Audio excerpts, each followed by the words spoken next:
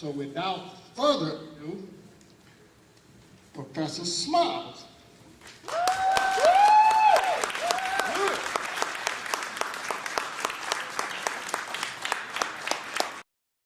Spent $1 trillion last year. We got the money. We got more elected officials in this country than any other people ever produced in the history of time, in the same segment of time, and it don't seem to make any difference. So the missing piece in the economic, politics, and culture has to be the culture part. And that's why you can be in a community that's 100% black and somebody tells you can't teach black history. You know shit like that? Excuse me. But just think of it. You know, what's worse is us saying, you said, we didn't say you said what? And every black child in that community not be in the school the next day. But unfortunately, we got to work and we got to do other things and we don't have a way to take care of our children, so we got to come up with some other means. Like this school here. Support it. Do everything in your power with your money and your numbers to support this school right here. So you can set a model that the others have to follow. If they come to mess with this brother, put 10,000 people around this building and say, dare not touch him. And mean it.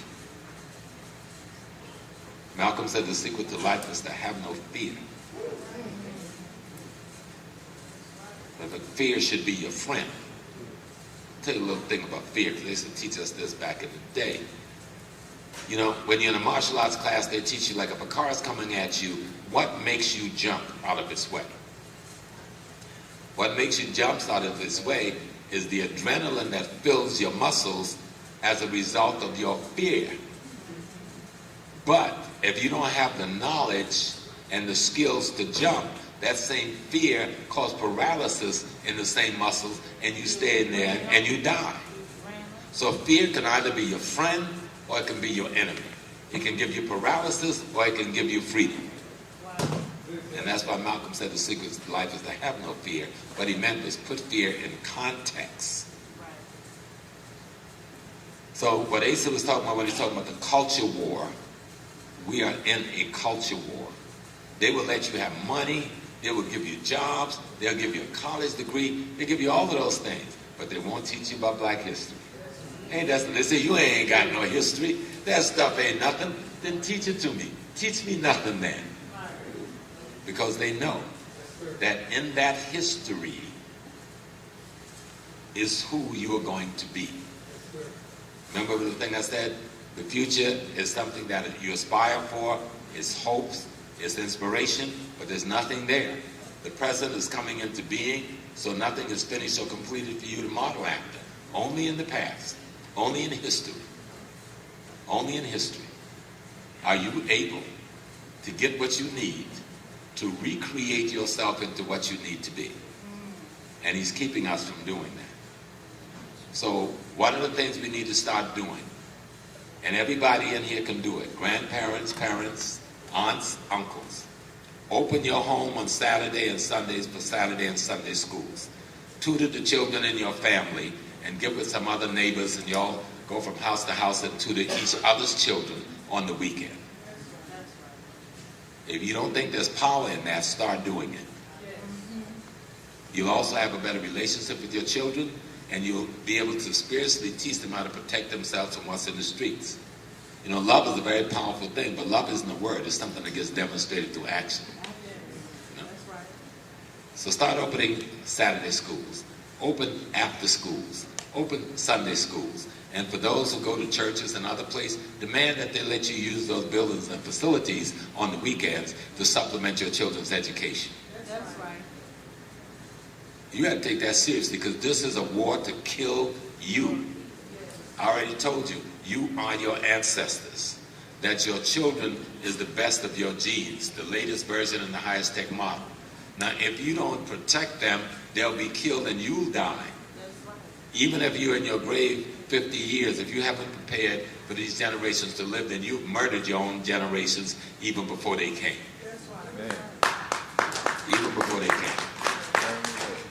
Now, Dr. Hilliard went on to say the hegemonic agenda that drives it He was talking about the things that push it. He said the goals of the white man in terms of us is dehumanization. He wants to crush ethnic identity and belonging. He wants to carry out ethnic cleansing. He wants to divide us. His colonization of information, his miseducation, and the colonization of the image of God itself. What the white man has done is turned God into a white man. Yes, he has. Close your eyes. The only God y'all gonna see is the white man.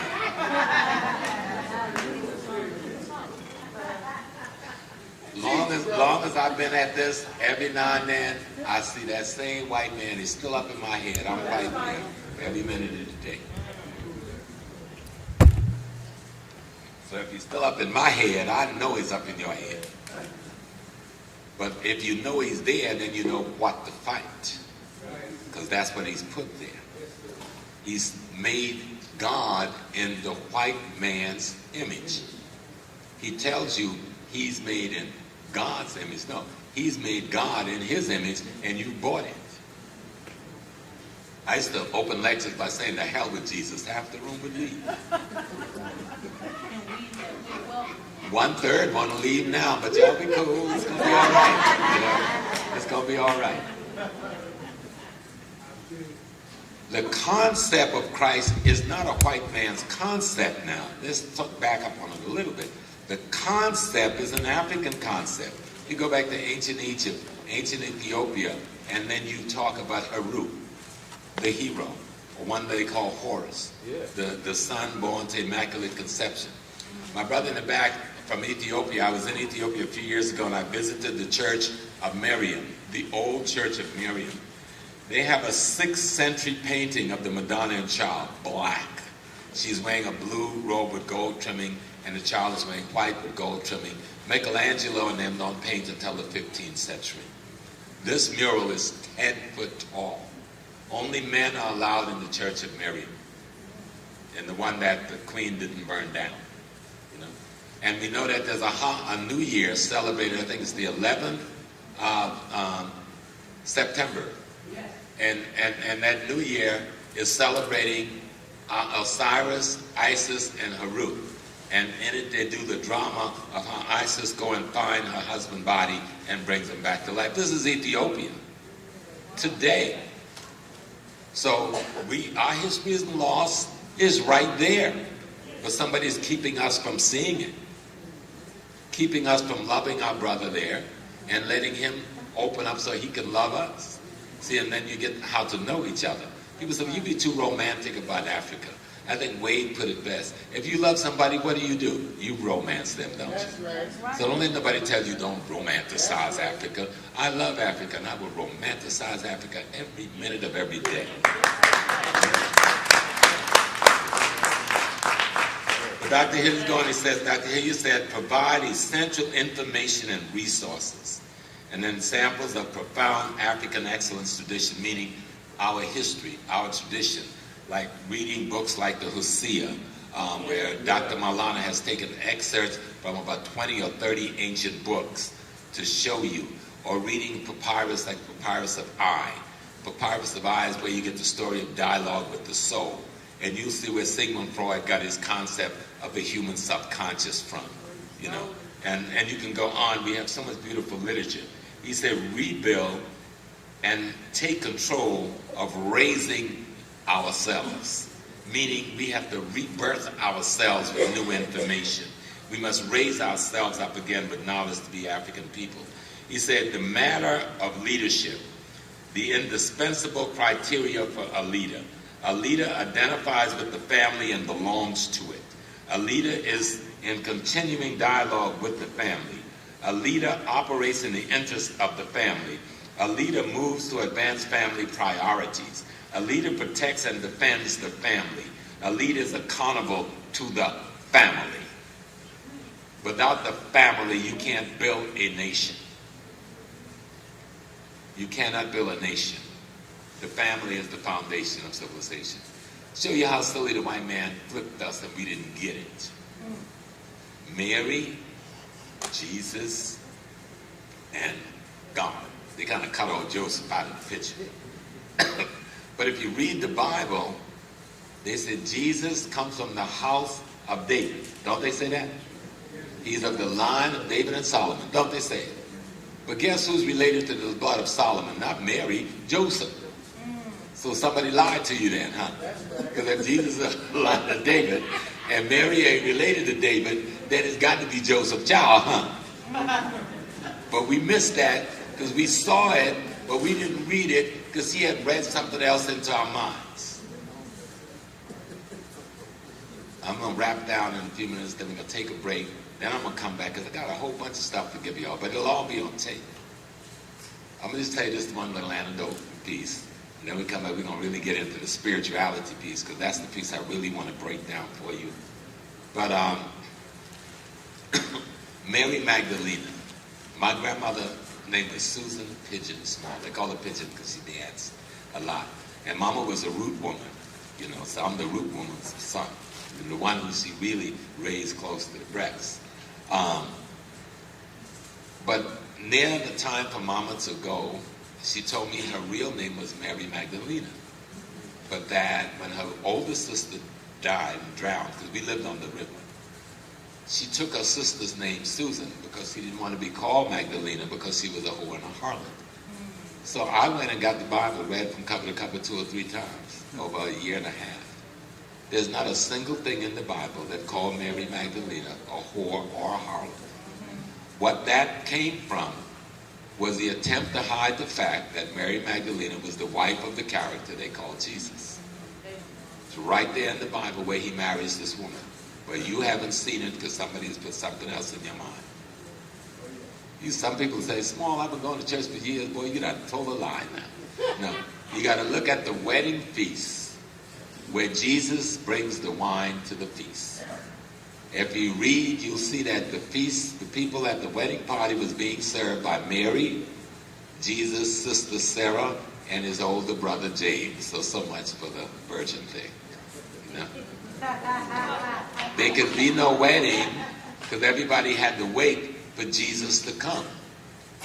Why? And when he comes, he turns the water to wine because they said they ran out of wine. How are you going to run out of wine if you didn't have the feast because you was waiting for him to come?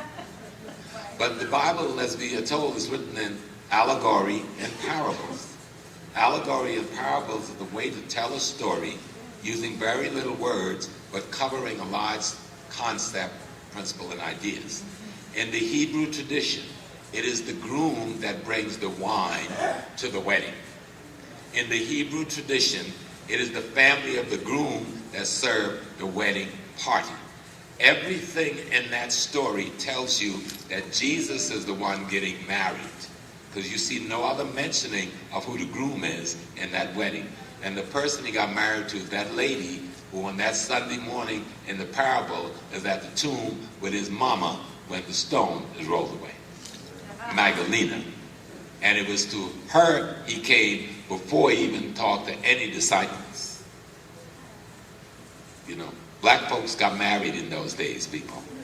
They were not caught up in this church homo thing that's going on now. Okay? And no disrespect to any brother or sister who are gay or homosexual. I understand the damage white folks have done to you, just like I understand the damage they've done to me and others in other kinds of ways. And my love for a brother or sister who's homosexual is not diminished one bit. I will love you and I will fight with you and for you, and I expect you to love, fight with me and for me. But we must understand the damage the white man has done to us. That's the way we feel. So I'm going to take a break, and then we'll come back, and then we're going to talk a little bit about the Yoruba religion, the Voodoo religion, and African spirituality. So rapping is nothing new. It's just new in this time. But it has always been there. And it came back because everything else got taken away. You know, in the 70s, in a reaction against the black youth efforts of the 60s, they pulled music out of schools, sports out of the school, theater out of our schools. The white record companies that owned our artists began to make crossover music the primary music. Motown got sold to the white folks. up in Boston. And so black youth was kind of left out there with no medium. And so the ancestor says, you got your vocal cord, use it. And so rap and hip hop became the dominant music genre from 125th Street to Madison Avenue and Wall Street.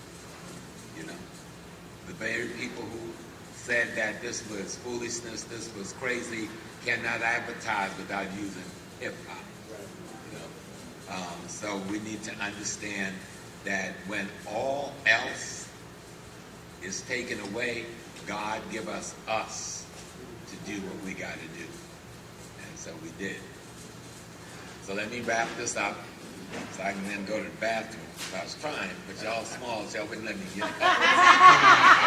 So let's work on the closure. What you do, you loosen up your belt a little bit, you know, unbutton the top buckle in the pants. No, I'm cool. I've been holding it for years. I'm going to start this off by reading something to you, and I want somebody to tell me who's making the statement. And then I'll get into, because spirituality is reality. It's not spooky religious stuff that y'all came in here thinking. Spirituality is reality. Listen to this. This is something done by somebody. He said this in 1804. He said, it isn't enough that you expel from your country the barbarians who have spilled so much blood on the land for too long. It is not sufficient to have put a stop to the factions which took turn in appearing and toying before us with the ghost of freedom that someone exhibited before our eyes. It is imperative that by a final act of national authority that we establish forever the empire of freedom in the country which witnessed our birth. We must snatch from this inhuman government, which has for so long held our minds in the most humiliating torpor, all hope of being able to keep us enslaved again. Finally, we must live by a unique principle: independence or death, freedom or death. May these sacred words bind us together and represent the signal for our battles and that of our uniting together. Who made this statement? Yeah, you got it. Jean-Jacques Dessalines. One of the greatest leaders in the history of Africa. Wow. At the end of this speech, he goes on and said, all of the Frenchmen who don't leave our country and all of the whites who don't leave, when we give them a ship, give them food to make it home, we will kill them. And he proceeded to kill them. And that's why they don't like Dessalines. Oh, wow. Now I'm going to read another statement. I'm reading this to show you that we're not the first to resist. And our people didn't sit back in the past waiting for freedom. Now this one, on September 18, 1850, Congress passed a fugitive slave law, far more drastic than the law of 1793. If a white man took an oath that a black was his slave, federal marshals and commissioners were obliged to return him to slavery, and all good citizens were commended to aid and assist. Any black was liable to arrest and sale as a slave on the claim of any white. The law, which denied blacks the right to testify in their own behalf or to have a jury trial, was an open invitation to slave catchers. This brother could not keep silent. Shelving his college degree, he joined with other abolitionists to plan resistance to that law. He felt no fear but cold rage when he rose to address a mass meeting in the Market House in Allegheny, Pennsylvania on September 30th.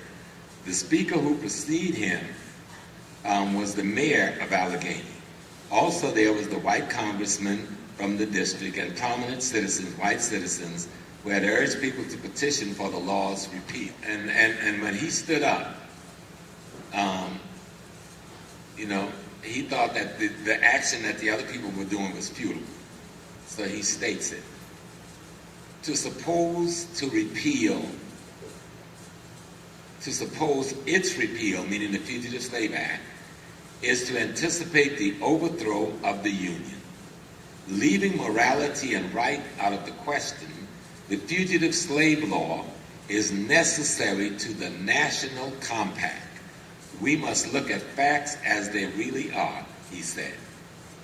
What can we do? Shall we submit to be sent into bondage? Shall we fly or flee, or shall we resist? And then he says, Honorable Mayor, whatever ideas of liberty I may have been received from reading the lives of your revolutionary fathers. I have therefore learned that a man has a right to defend his castle and his life, even unto the taking of life. Sir, my house is my castle. In that castle are my wife and children. If any man approaches that house in search of a slave, let it be the President of the United States, surrounded by his cabinet as his bodyguard, with the Declaration of Independence waving above his head as his banner, and the Constitution upon his breast as his shield. If he crosses the threshold of my door, and I do not lay him a lifeless corpse at my feet, I hope the grave may refuse my body a resting place, and righteous heaven my spirit a home. No, he cannot enter that house, and we both live. Wow. That's Martin the Link. That's a bad brother. You got to understand the time. This is 1850 in a room full of crackers. That a brother told him he would kill the president of this country if he comes into his home to try and take one of his brothers out. That's a bad dude. This is before Malcolm X. This is before the Honorable Elijah Muhammad. This is before the Honorable Marcus Garvey. That a black man is making those statements. The same thing with the brother in Haiti in 1804. So we have a tradition of our people standing up against tyranny, resisting. We are just another stage in the war. We're in a race war. It has been going on for thousands of years. So I'm going to read some stuff. I started to start with spirituality, but I'm going to start with this little piece. And I was having a conversation with Sister Joyce Adewume, a sister from Nigeria who since she was a Christian when I met her, but she became a Yoruba priestess after that. And this is one of the pieces she wrote after we had had a discussion, shortly before she was initiated into the Yoruba tradition. Even though she was born a Yoruba person, she was raised a Christian and came to America a Christian. Wow. Okay. So she was interpreting what I had said to her, the same thing I said to you about we are God having a human experience. So she then added her interpretation in an email to me. And the great light brought out of itself smaller lights. For it is only through constant replication that the great light continues to exist and know that it exists. Each small light represents an aspect of the personality of the great one. Each soul personality thus brought out were those who were ready to assume a material form. Some of them transform into trees, stones, animals, and human beings. Each soul light that assumed a human form had a mission, and every mission was ultimately the same. The difference in each mission are the variables involved. The who, what, where, when, and how are always scrambled to form different possibilities. The mission is to sustain the great light, which actually is life. She's explaining, as we were discussing, that God is life itself. The ultimate goal of each soul personality is to realize that it is just a part of itself. You understand? A part of the whole. The great light replicates itself in order to be aware of its own existence. The method was impacting humanity positively through the giving and the receiving of love. For it is only through love that life can be sustained. Each soul personality has to realize that every action is a cause that creates an effect. What makes the mission difficult is that once each soul personality transforms from the light to the human form, it forgets the mission and often loses its path. Guardian lights, those soul personalities who have become conscious of the great mission and have therefore selected to guide the emerging consciousness, is attaining self-consciousness, are always around to assist each soul personality to get back to its respective path. So Harriet Tubman was one of those guiding lights. Fannie Lou Hamer was one of those guiding lights. Malcolm X was one of those guiding lights. Martin Luther King was one of those guiding lights. No matter what time it is, there is a guiding light among us. The Honorable Elijah Muhammad was one of those guiding lights. If you knew Waratheen, his son, who came at a later date, he was one of those guiding lights. So we get confused sometimes when we deal with Islam and Christianity. We think of Islam like it's an alien, but Islam is no more alien than Christianity. Actually, more black people came to America enslaved who were already Muslims than those who came to America who was Christian, even though some of us was Christian when we came here. So we need to understand the concept. But sometimes the amnesia is so profound that the soul personality returns to the great light without the goal. Therefore, the soul personality must go back again and again until it realizes that it is part and parcel of the one. It must raise the consciousness of every human being to the extent that all humanity realize that we are all aspects of the great one, and therefore we are one. So understand what we talk about. In the Yoruba tradition, they call the concept aloha. It means going and coming. And they have something called ibi. Ibi means lineage, that you must know your lineage. Because each one of you have lived before and died before thousands of times in other bodies. Everybody in this room today. And each one of you have come back again. In the African tradition, we have, and I should read it so I won't miss anything, but they all, like all of us know, like when we have children born in our house, they always ask the question, well, who is that? Who does that come back? Is that Uncle so-and-so, Aunt so-and-so? Is that Grandma? Is that Grandpa? Who does that? Who is this person? So we kept the idea and concept. We didn't lose it. We only run from it when it gets presented to us from an African perspective. Right. But African Americans do all these same African things all the time. We do it because of what? Because we're Africans. Malcolm said, if a cat have kittens in the oven, it doesn't become a biscuit. It's still a cat. If Africans have babies in America, they're still Africans. That's right. And we need to be very clear on that. So the concept is called aloha. And it says, there is belief that there is 7 aloha, that we have to, there's 7 of these periods of time where you have to come back 8 times and complete 12 steps in each of the 8 comings. You have to perfect it. And you have to do this in 7 sets to then be able to rejoin and to immigrate back into the divine energy of God, what we call heaven, except we break it down. You understand? This is what the white man calls heaven, when you go back to God. But we're saying that you don't go in a city, in a place with milk and honey. That's his earthly concept.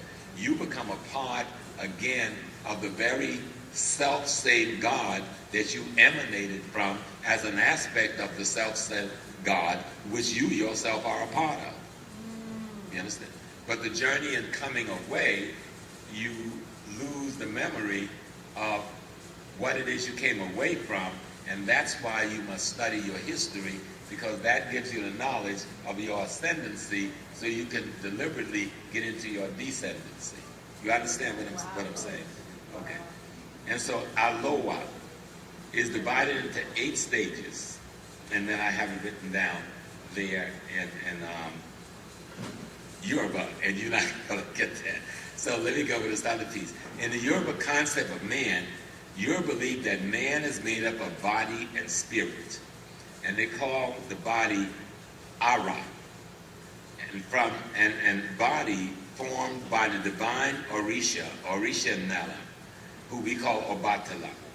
And we can touch and feel this, response to it in terms of its environment. We know that we enter the physical matter.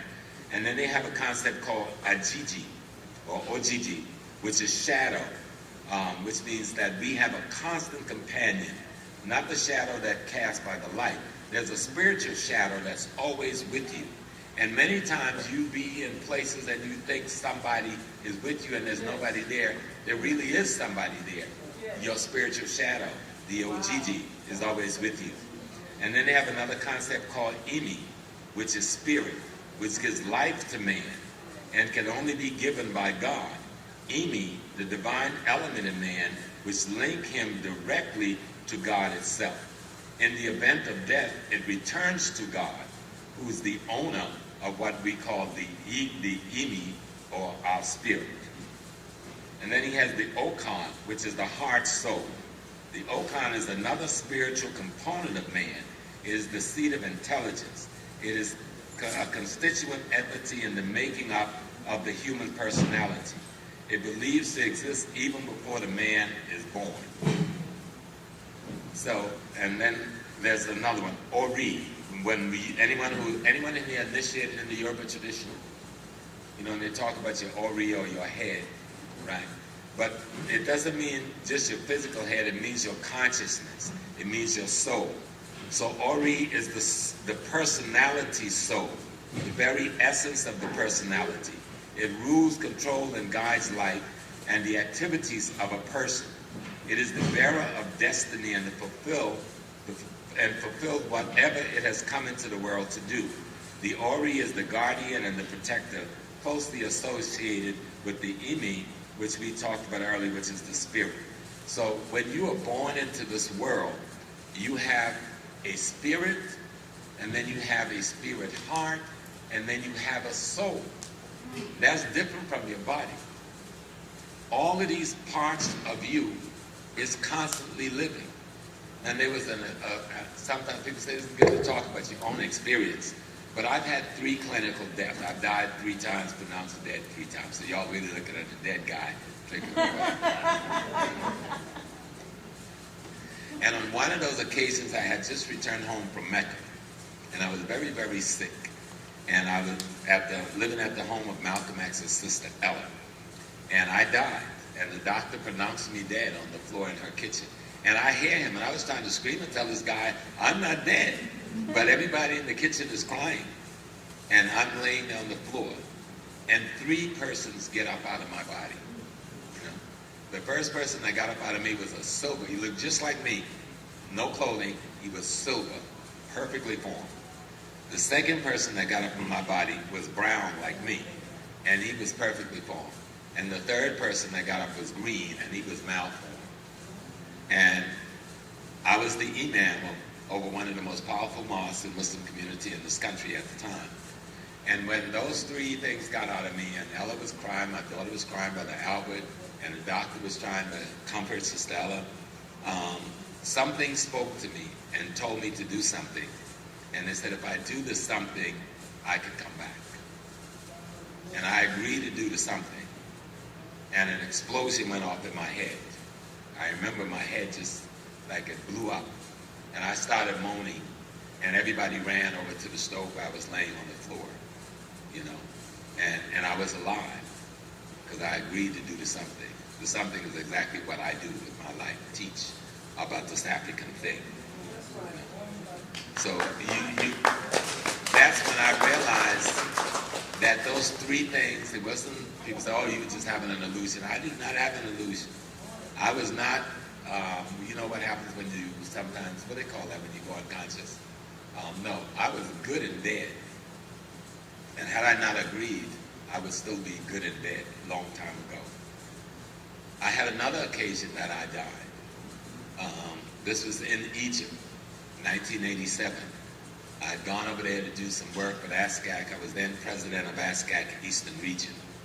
And so me and Conrad Worrell from Chicago, who headed the Black United Front, we took the lead because we had sent 3 containers of supplies over, medical supplies. We were taking 1,000 people. So we had 40 nurses, 20 doctors, and we sent a container with medicine because we know with 1,000 black people going to Africa, a bunch of folks are going to get sick. We did lose one person who died on the trip. And so for 3 days, when we got there, the Egyptian had seized our containers and put it on a secret military base.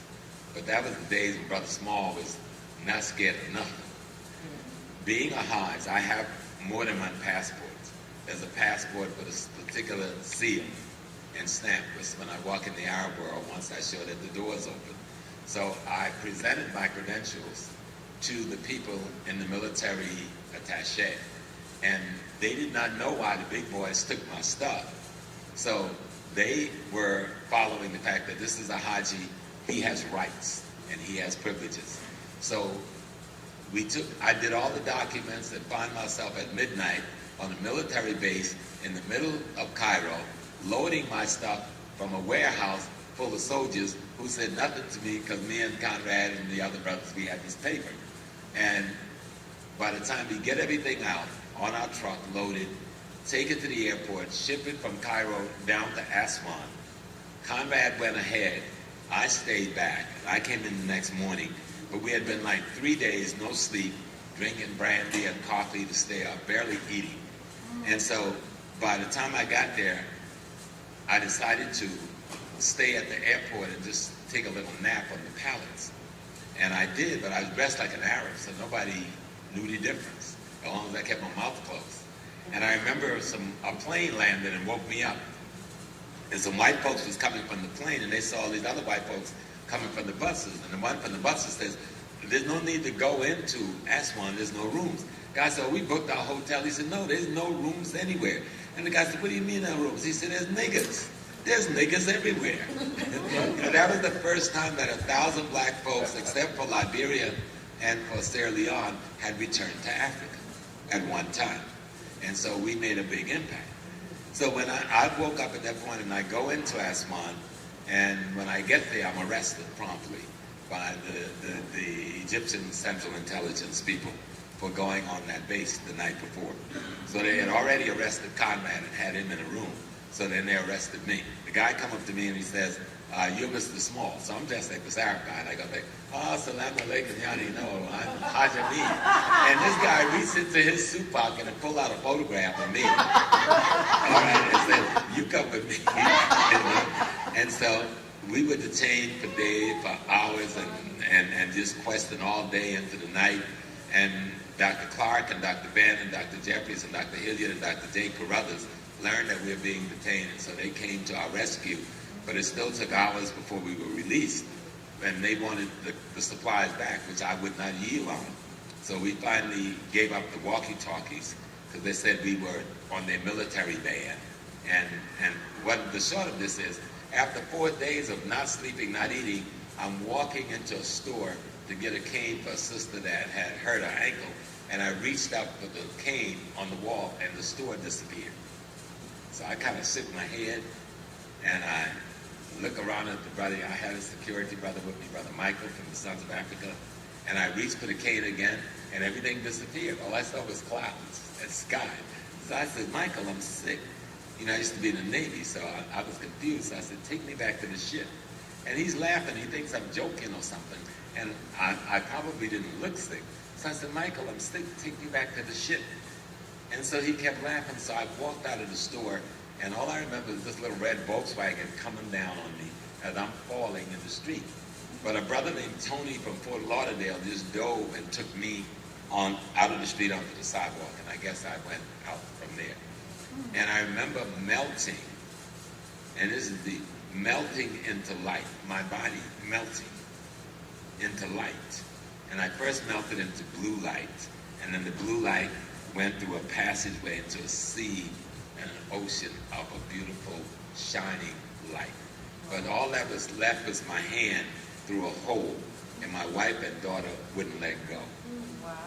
And when I came back, I'm screaming and I'm fighting, and everybody's trying to calm me down.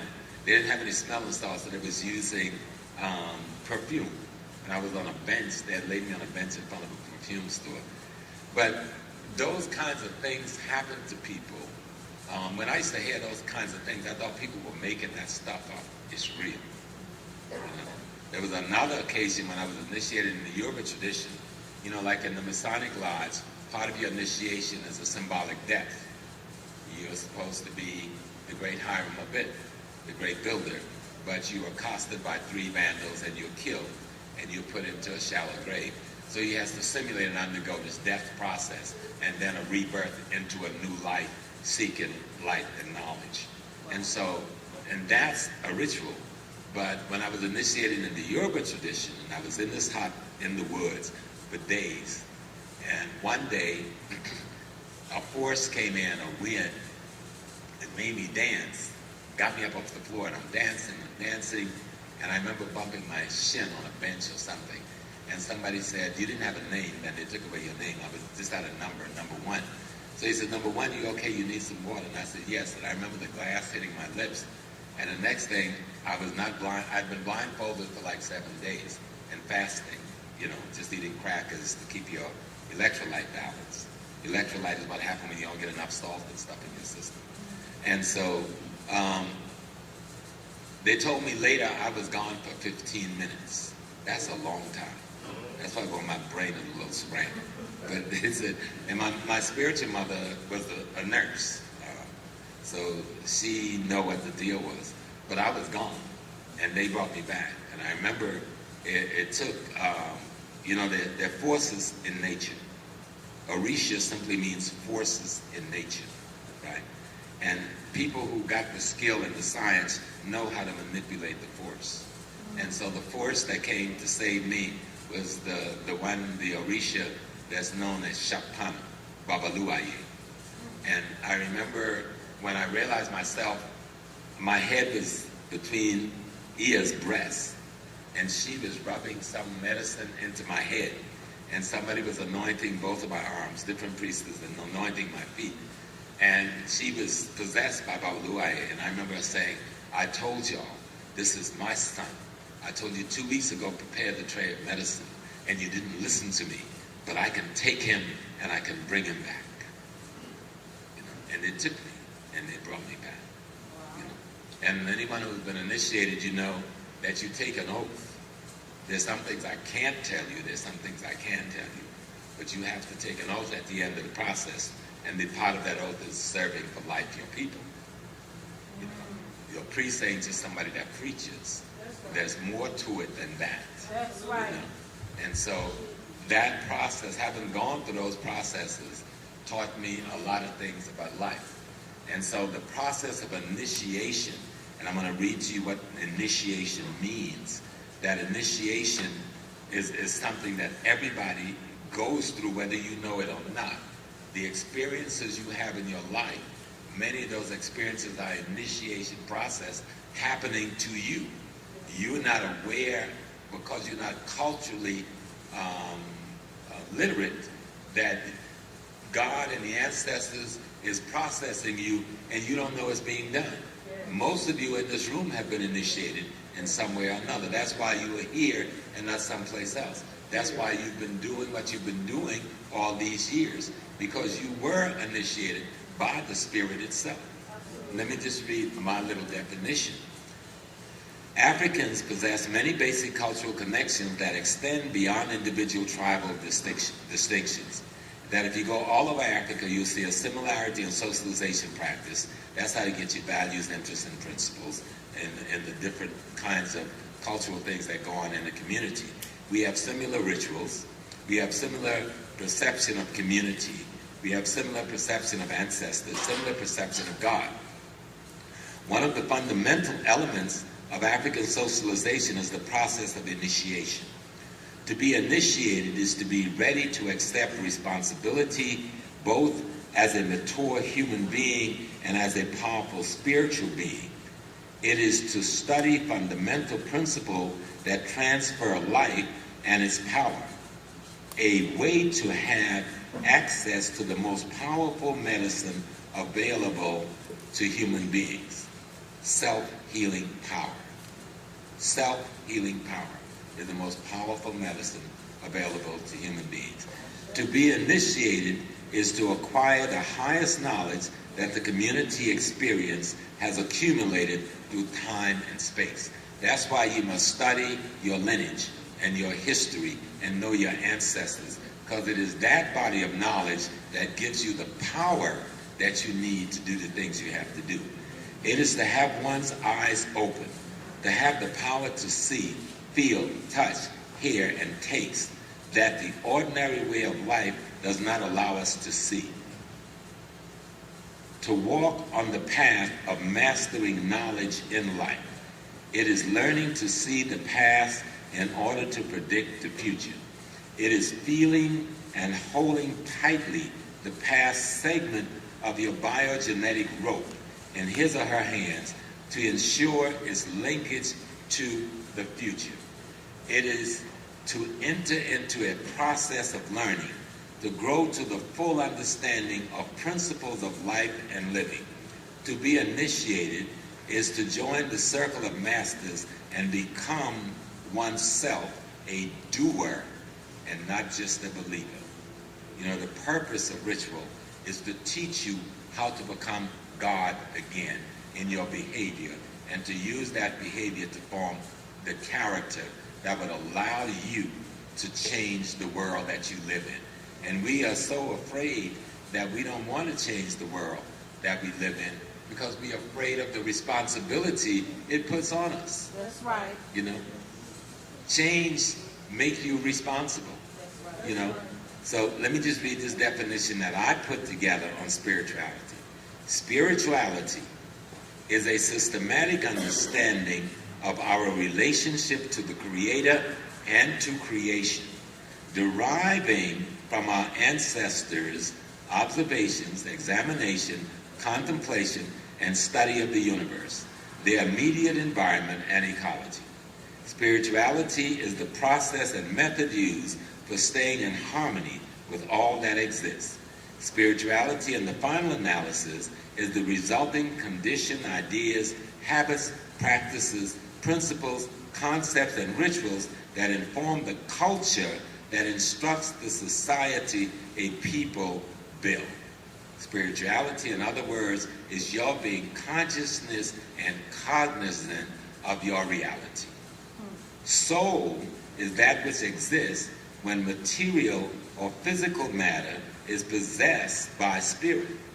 Spirit is a symbol of the positive, the energetic, the forceful, the qualitative, and the formative aspect of the divine being, outpouring. The distinction from the passive, the receptive, and the quantitative form-taking aspect of life known as matter or physical being. Spirit is the life side of being, which imports qualities and motion, while matter or material is the form side of being, which receives qualities and motion. Spirit manifests in matter as the life molding the successive form. Spirit uses matter as a sheet which lies outside and beneath. Sheet is like a foundation. In their origin, spirit and matter are eternal dualities that proceed from total unity, which is neither spirit nor matter, but the ultimate reality or God itself. So spirit and matter is really the same thing, vibrating in different frequencies, and they both emanate from God. Your solid self houses your invisible self, which we call spirit. Matter exists as a structureless and an unorganized form or shape beneath spirit. It is spirit that gives matter form, shape, structure, and organization. Spirit comes from the Hebrew word ruah, and we know Hebrew is a language that is formed by the old African Canaanite language and the Medu Neter, or the hieroglyph of Egypt. It is those two languages that gives birth to the language we call Hebrew. And so the word ruah in Hebrew, which also means breath or wind, spirit is the part of the human being that is invisible and is characterized by intelligence, personality, self-consciousness, and will. Spirit is characterized as life's energy. Energy means having the power by which anything acts effectively to move or change other things or to accomplish any results. So when we look sometimes, we live in a Judeo-Christian system, so I use it sometimes to show us things. So there's 3 levels of being. The first level is spirit, the second is body, and the third is soul. Spirit is the mother principle, body is the father principle, and soul is the child principle. Spirit is divine essence. Body is the material matter. The soul is your mind faculty, that consciousness that's built up that we call mind. These 3 levels in ancient Kemet was known to our ancestors as Asar, Aset, and Haru. The 3 principles are known today as the Holy Ghost, the Father, and the Son. We may see these 3 levels as woman, man, and children, or mother, father, and child. It is the concept, the mother, father, and child, that is the symbol of God, not the individual. That's right. See, the white man misunderstood the whole damn thing when he saw us using the mother, father, child. He thought the child offspring was the God, who he calls Jesus, which shows you how much he don't know. No, it is the 3 together that represents what we call God. That's right. Family is the primary building block of nations. Individuals unite to form families. Families unite to form neighborhoods. Neighborhoods unite to form communities. Communities unite to form nations. You understand that? Yes. Let's do it again. Individuals unite to form families.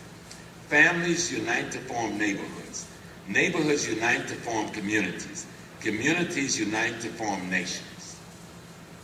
Culture is the tool that gives the people their shared definition of reality, their sense of order, and maintain group integrity. Culture maintains the group's historical consciousness. Culture is the training and development of the mind.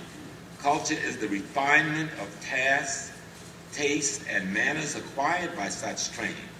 Culture also involves the social, religious structure that produces the intellectual and artistic manifestation that characterizes a society. Culture is responsible for the rearing, cultivating in a prepared manner, in a prepared medium, the next generation. Culture is the means by which a people protect themselves from genocide. At the core of your culture is your spiritual system. Culture protects your spiritual system. So what the white man has done systematically is dismantled our culture so that he is able to confuse and damage our spiritual system, and then he's able to give us religion in its place. And then there's consciousness, another word we need to understand.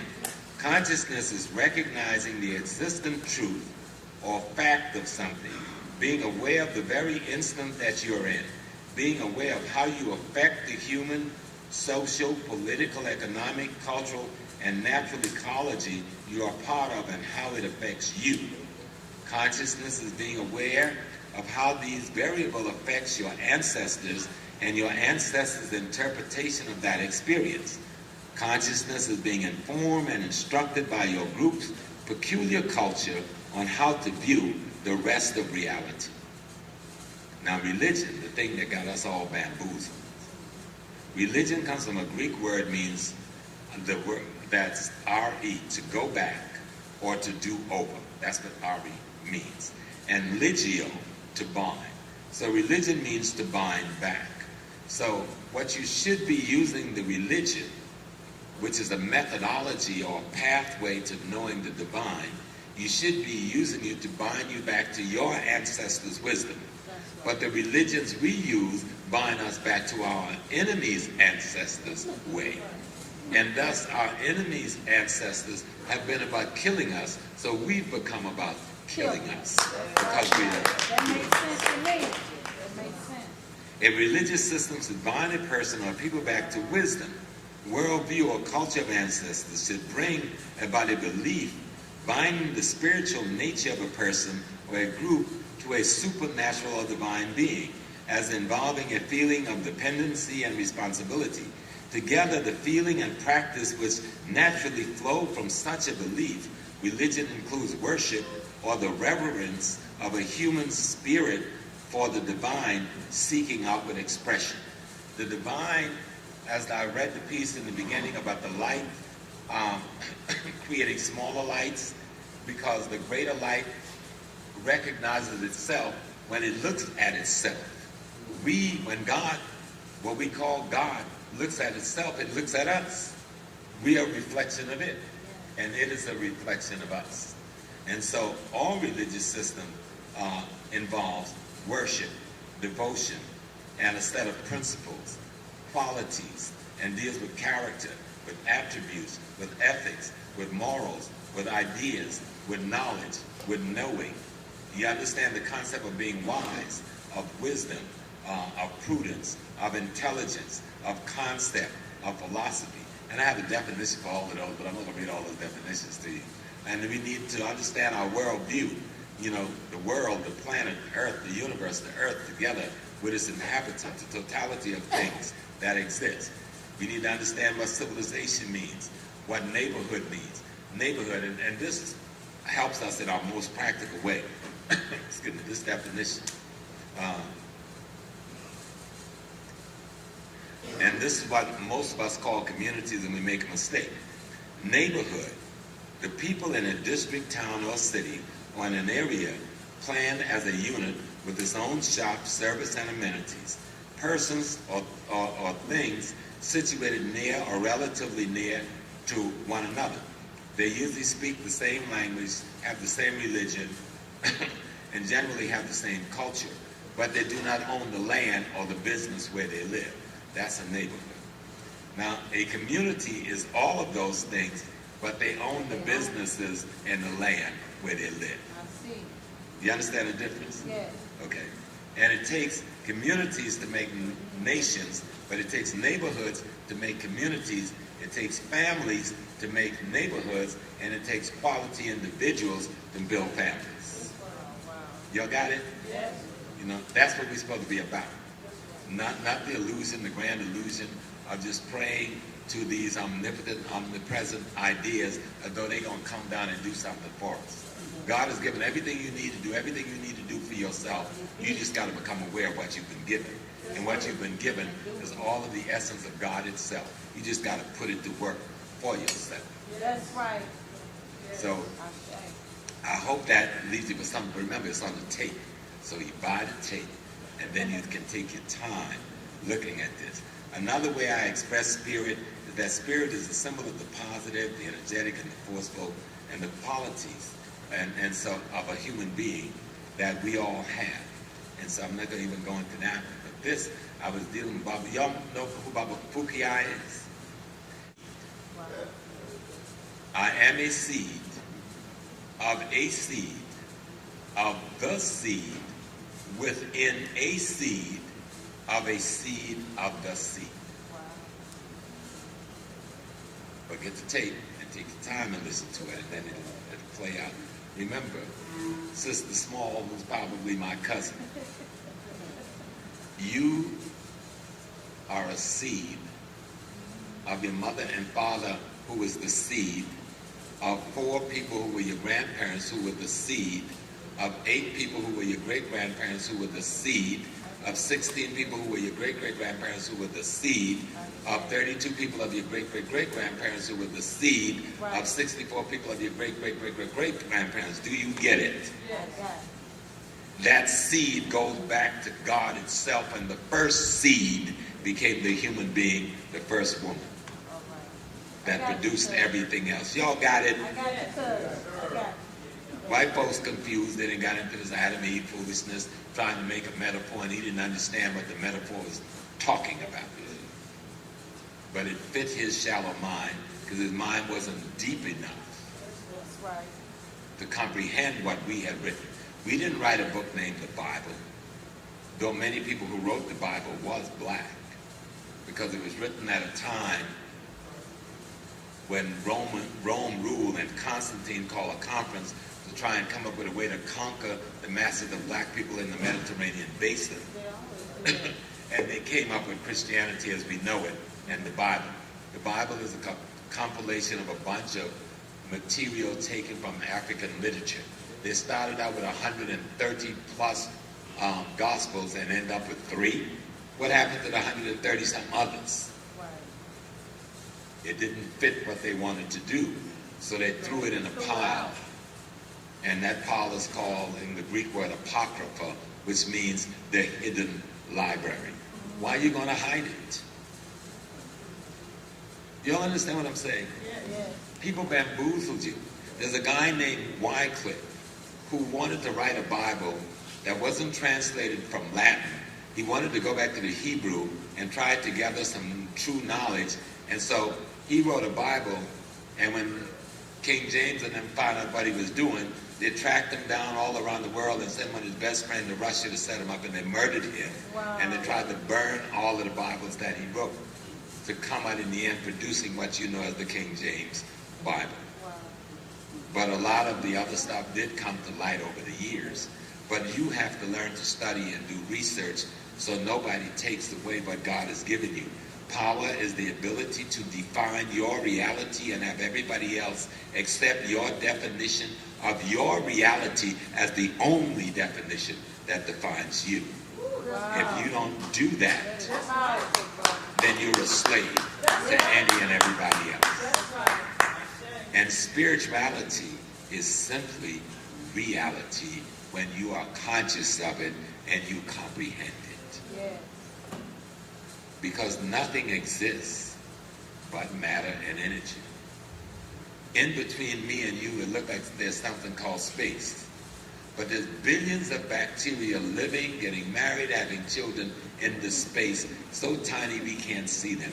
Billions of atoms and neutrons and protons all about us. It makes up a plasma that we live in that binds me and you together as one organism, even though we are under the illusion that we are separate things. Do you understand what I'm saying?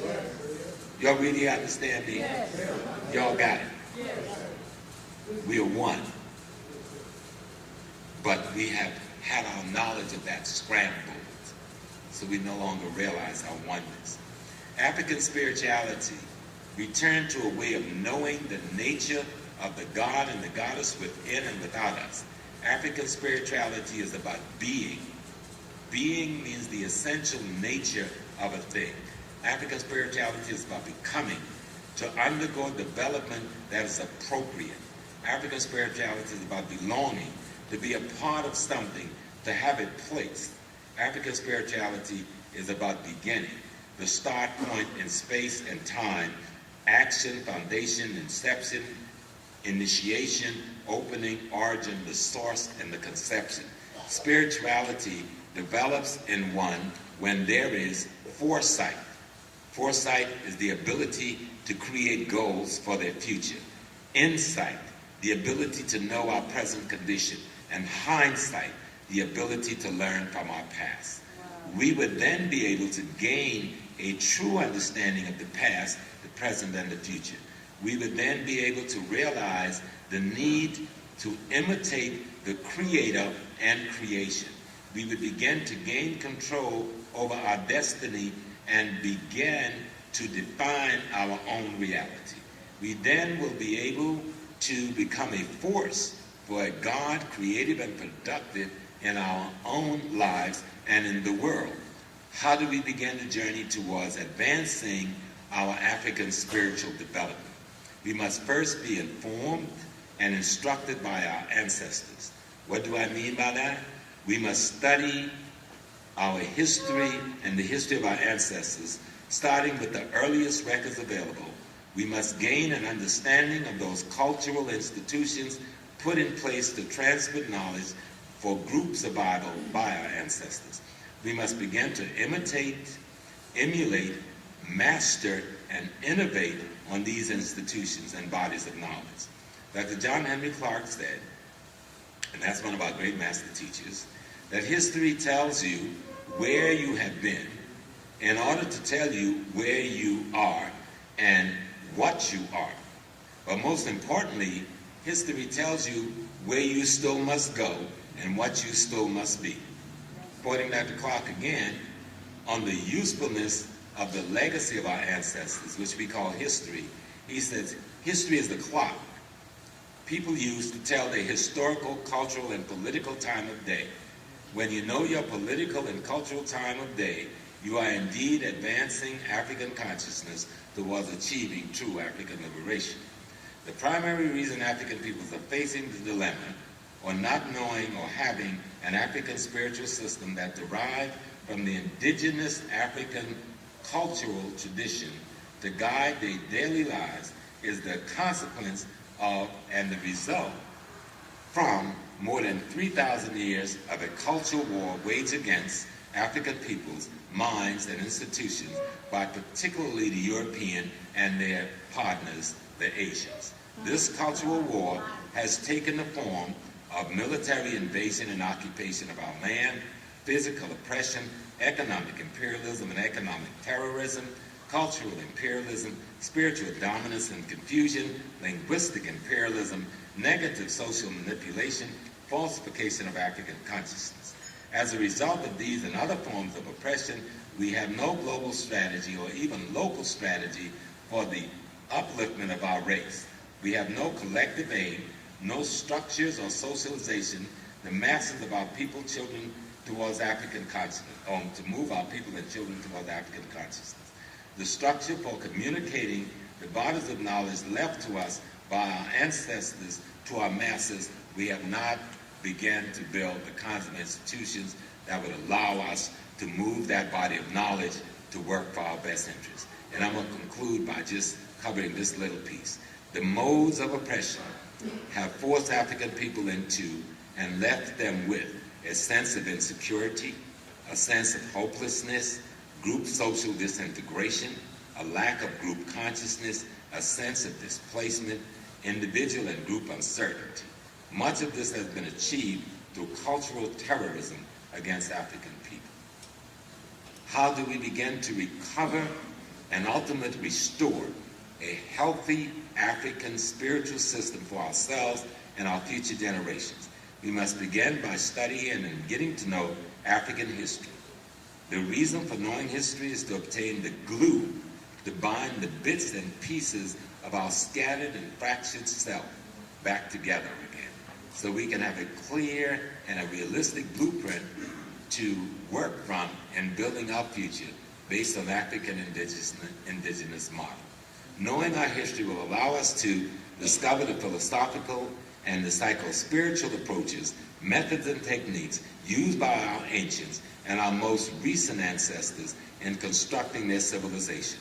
Through studying and getting to know our history, we'll uncover the essence of our cultural heritage. Remember, it is culture that protects the people from genocide. And so we have to be very clear by starting out knowing that you are God having a human experience.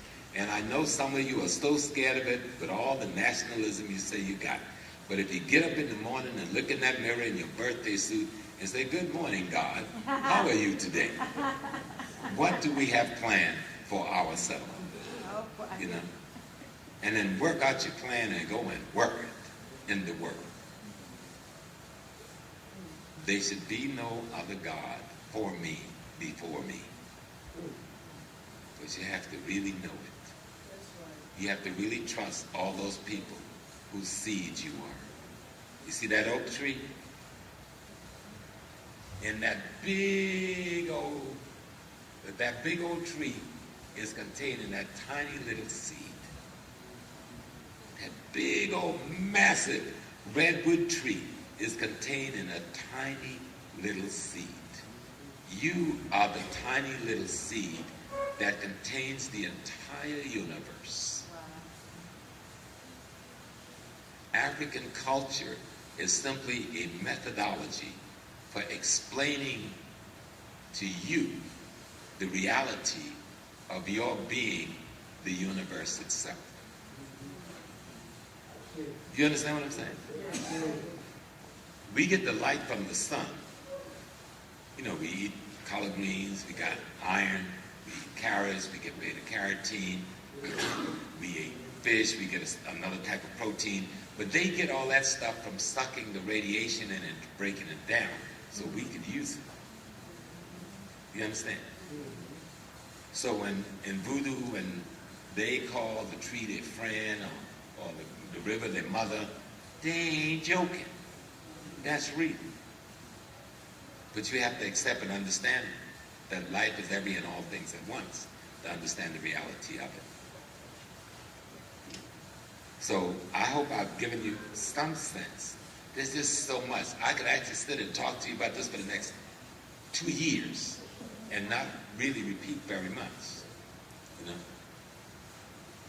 But remember your mother and all that pain she went through to have you. What do you think that was about? That's right. Wasn't just about sex. Sex is nice, it's good, we all have enjoyed it. But when we start, I hadn't had sex in about 2 years, and it's cool. Because I got something else to do now. I got all them children.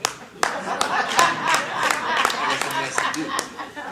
But I ain't telling you to stop now. It's still good. You know, even when you're 80, it's still good. And so, but it had a purpose, a very fundamental purpose. It had a purpose that allowed you to imitate God. It allows you to create the human being. Imagine that. See, we don't think about stuff. What do you do when you have sex? At the moment that you have an orgasm, there's no moment, no feeling in space and time greater than that moment. And especially if you and the man is having an orgasm together, and that egg and that sperm bang up in unity and produce you. Create you. You get to act as God. But the white man has reduced sex to profanity and not the sacred act of acting like God that our ancestors knew it to be. Because out of that act came each one of us. So how can it be profane? You understand what I'm saying? We are sacred beings because we are an expression of an aspect of ourself, which is the total being that we call God itself. So the religions that got us all confused and got the black Methodists not associating with the black Baptists and the Episcopalian not speaking to the black Catholic and the Seventh-day Adventists don't want to speak to the Jehovah's Witness, that's total friggin' insanity. Yes. But it's the white man's way of dividing and conquering you. Yes. And what's so amazing, all of them using the same damn Bible. Yes. So how can you be using the same Bible that should be the source of your unity, and it is the very source of your disunity? Yes. Same thing with Islam. You got the Nation of Islam over here. You got the Sunni brothers over here. You got the Ahmadiyya brothers over here. You got the Shia brothers over here. All of them saying Salam Alaikum, Allahu Akbar. But they can't work together as black people. We got to stop it. We got the black Christian, the black Hebrew Israelite, the black Moors, the black in the Muslim community, all of them using basically the same body of information, but they can't work together. They've been killing each other for decades. They've been putting each other down. In the meantime, the prison is full of our babies, and the graveyard is full of more of our babies. So don't make spirituality something spaced out. Don't make God something remote that you have to have some little secret prayer to.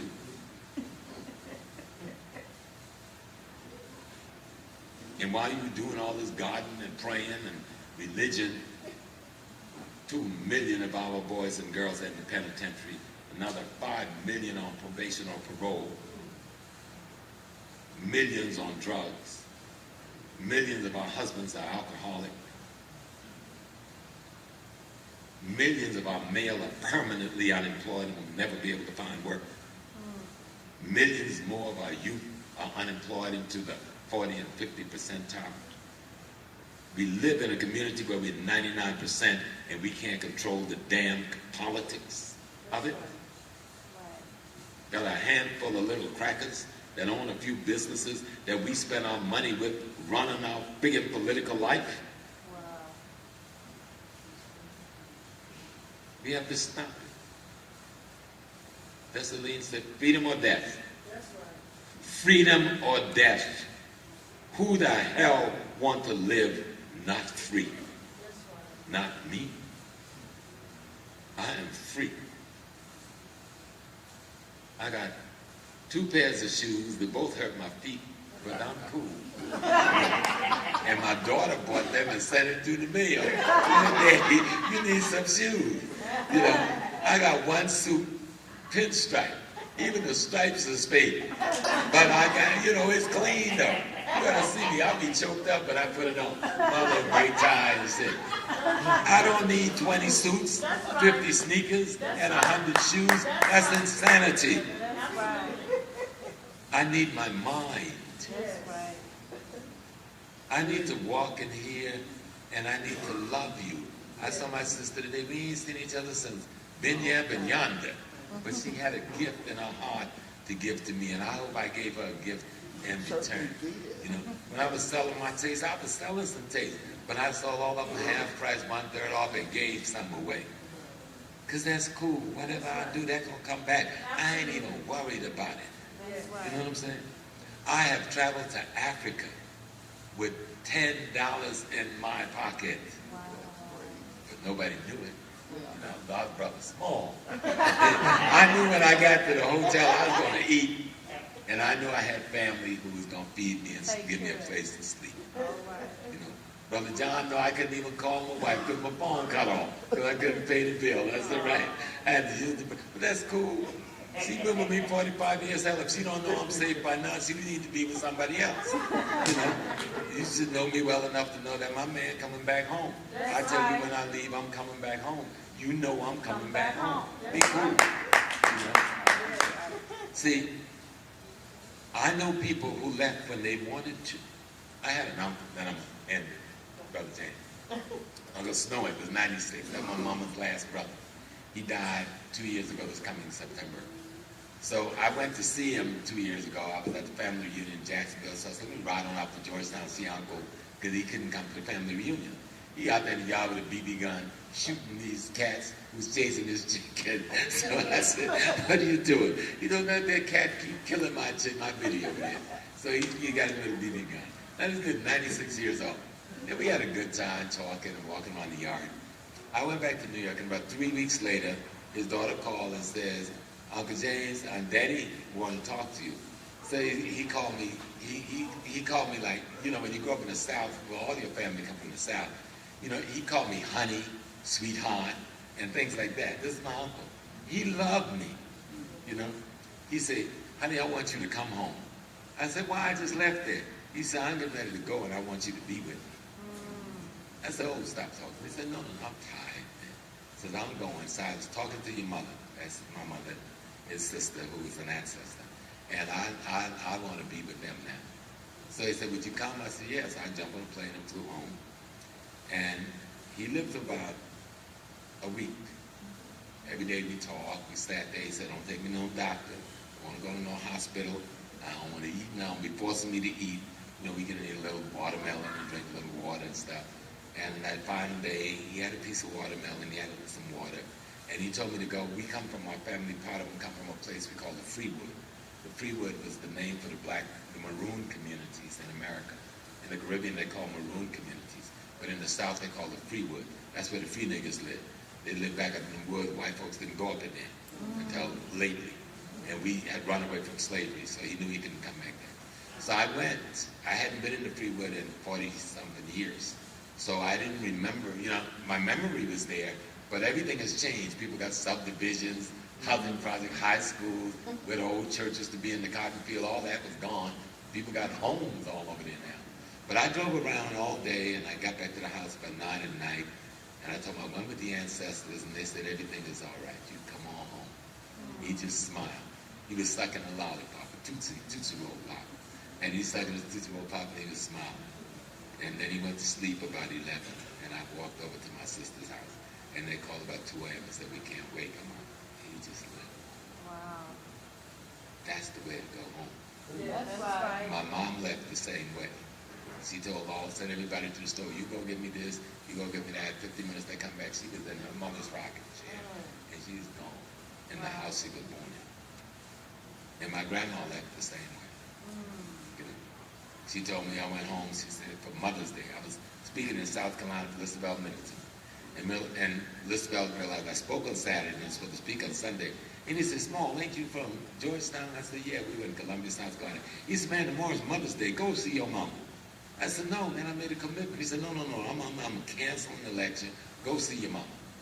So I went down, which is about 2 hours drive to the coast to my grandmother's. And when I got in the room, she's been blind for about 8 or 9 years. She was about 101.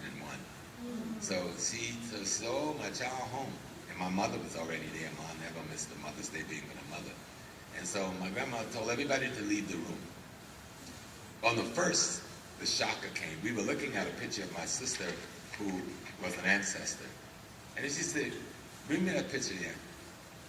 And she started describing the clothing.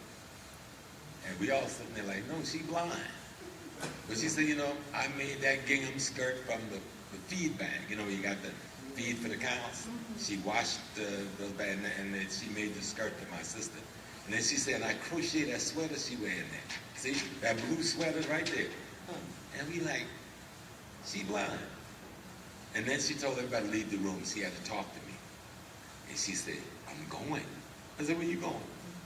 She said, I'm leaving. I said, oh, girl, you're going to be here when I'm gone. She said, no. She said, I've been to the Jordan River, and I look in God's face, and I told God I'm coming home.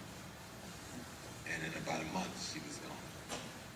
I'm saying all of that because people have made us lose touch with God in these religions. That's right. They've made us lose touch with the spiritual essence of God within ourselves. Yes. And if you think back to those of you who grew up in Mississippi and in Alabama and Arkansas, think of the kind of conversations we used to have about God, about life and death. It's different from the conversation we now hear when people talk about religion. We have to find our way back to the divine love. God wouldn't make his people slaves to make a point. That's right. The antithesis of God. Even the white man, let me be clear, is an aspect of God. He ain't no separate being. But he's doing what he is destined to do. It is us not doing what we were destined to do. Right. There can be no harmony if everything is on one side of the scale. We are supposed to be on that side of the scale that guarantees harmony. He's on the negative side. We sliding over there with him because we want to feel good. We sliding over there with him because we want to look good. Instead of being on the positive side of the scale, which brings harmony and balance and makes sense of reality. We've got to become Africans again. African is simply a definition of the transparent people, which is the first manifestation of God in human flesh. That's all it is. The European is a mutated element of that first divine manifestation. That's all he is. He's an element who mutated out of the black gene pool, and now he mad as hell because he can't be black no more. Y'all think I'm joking? What you think he mad for? And you can't do nothing to make him peaceful, because you can't make him black again. Now he'll die off in 150 years or so, because they're already at minus birth rate, so they'll be dead. But if he lives on in you, it'll be the most dangerous white man that ever was. Wow. As we have proven to be. We've shown in the last 10 years, we can kill more black people in 10 years than he killed in 150 years of slavery. That's right. Hello? Yes. That's not him holding the guns on the streets of our community, or selling the dope on the streets of our community, or spending the money that comes from dope and pretend we didn't know how it got in our houses. Teach. Hello? That's right. So, I hope my message was clear. Spirituality as a tool to reconstruct the black family is the only way we're going to build communities that will lead to the construction of nations and save ourselves. For God's sake, you've got a city right here, East St. Louis, right? That's 99% black. Go run the damn place. Make it your Mecca. Why are you dreaming about the people's Mecca? Make it your Mecca. Make it all that you want a city to be, with free black folks in it. St. Louis, I understand y'all are a majority here. Stop acting like a damn minority if you know you're the majority.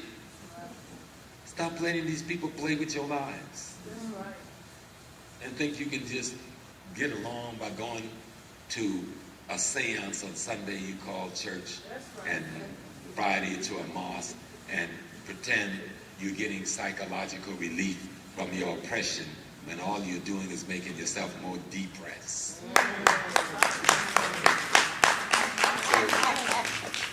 you can't do it all in one talk in one day. I hope I've done some justice coming here, and I hope I've done some good.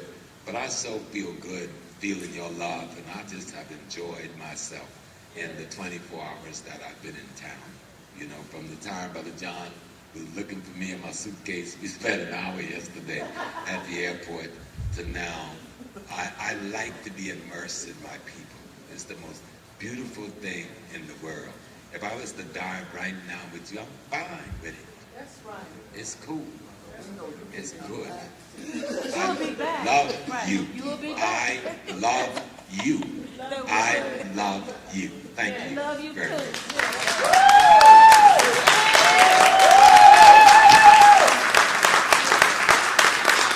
Give it up for Dr. Smalls. Give it up for Dr. Smalls. Give it up for Dr. Smalls. He don't like to be called a doctor, but I'm not using that European doctor for you. We're going to Brother Smalls. Brother Smalls. Black things today.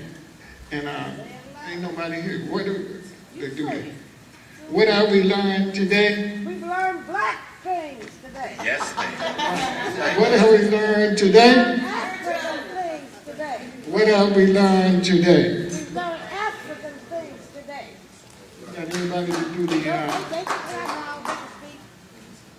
They can say it if they wanted to. right? Most definitely.